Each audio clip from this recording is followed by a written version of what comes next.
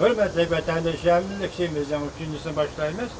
BDT'nin teşviri güçleri Cumhur hükümetinin advokatlarını kol gelişini tok tutuşunu talep kıldı.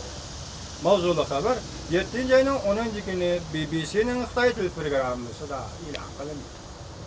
Birleşken Devletler Teşkilatı'nın kişilik hukuklu tekşir güçleri 16. günü bayanat ilan kılıp Cumhur'un advokatlarını kol gelişini tok tutuşunu talep kıldı. Ötken hafta 100 neferden artık advokat tutup koyuldu, tehditke uçuruldu. İzdireksiz gayip oldu. Ulamında görsetti. Cumhur'un advokatlarını bastırışı Birleşken Devletler Teşkilatı'nın kişilik hukuk kitapnamısıga Birleşken Devletler Teşkilatı'nın advokatlarının rolü doğrusudaki negizlik prensipleri hem de Cumhur üzerine cinayi işler tertibiga xilaf. Birleşken Devletler Teşkilat kişilik hukuk işhanesi ilan kılgan bayanatı mındaq görsetdi. Advokat özünün vazifesini icra kılganda cezalaşka uçurmaslık gerek. Tehditke uçurmaslık gerek. Reuters agentlığı haber kılıp mındaq görsetdi. 2012 yılı Xi Jinping'in reisligideki Cumhur hükümeti devlet bexatarligini muqimlikni qo'llashdan bahona qilib, jamiyatni tizginlashni kuchaytirdi.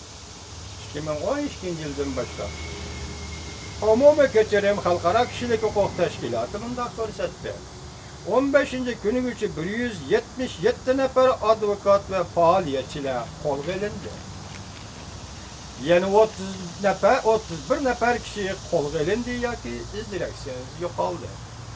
Cumhur'un Xalq gazeti 7. ayının 11. günü maqola e'lon qilib, Beijing Fengrui qonun ishlari o'rni muhim jinoyat sodir qiladigan tashkilot deb ko'rsatdi.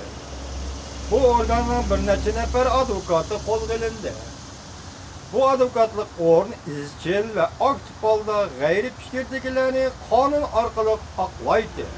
Bu advokatlarni qo'lga olishdan burun Cumhur hukumati bir ay muddat ichida tashviqot, targ'ibot urushi qilib, kishilik huquq faoliyatchilarini jamoat matbuotlaridan foydalanib Cumhur'un muqimligini buzdi degan iboralar bilan ayblagan edi.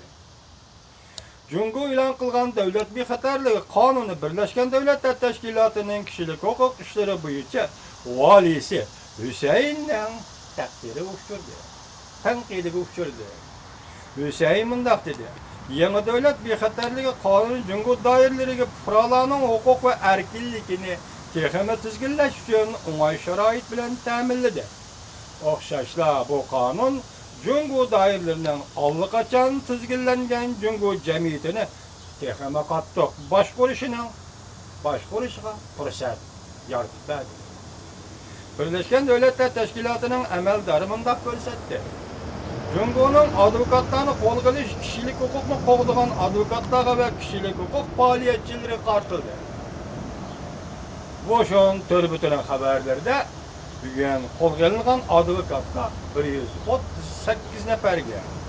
Her çeklengen advokatlar, faoliyat çeklengen advokatlar 205 neferge yetti.